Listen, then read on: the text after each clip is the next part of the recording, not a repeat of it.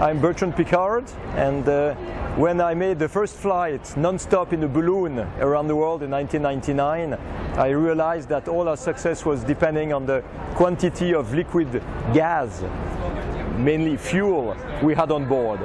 And after that flight I thought, okay, the next adventure should be around the world, but with no fuel at all, only on solar power, with an airplane able to fly day and night.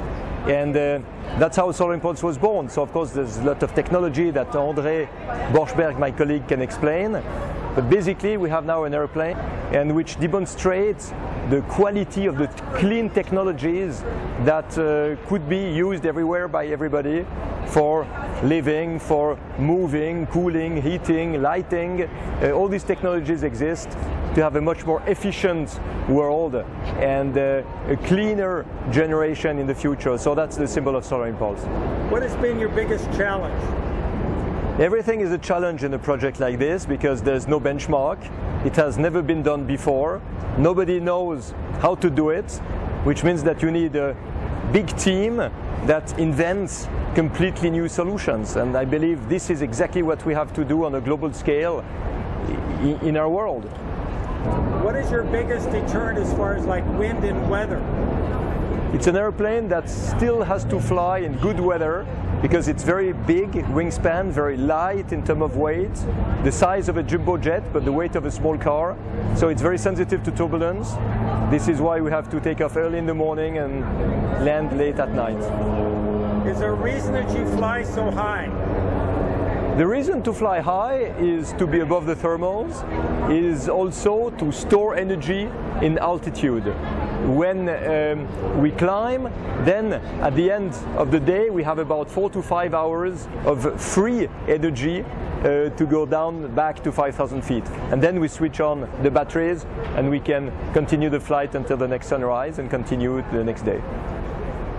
Do you find the panels are more efficient at altitude? Now the panels are a little bit more efficient at altitude, but it's not what really matters. The bottleneck for a project like this is the storage. It's the batteries.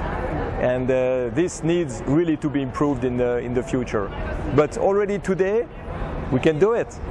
Of course, with better batteries, André and I, we could be both in the cockpit, and instead of being obliged to land to change the pilot when the pilot is too tired.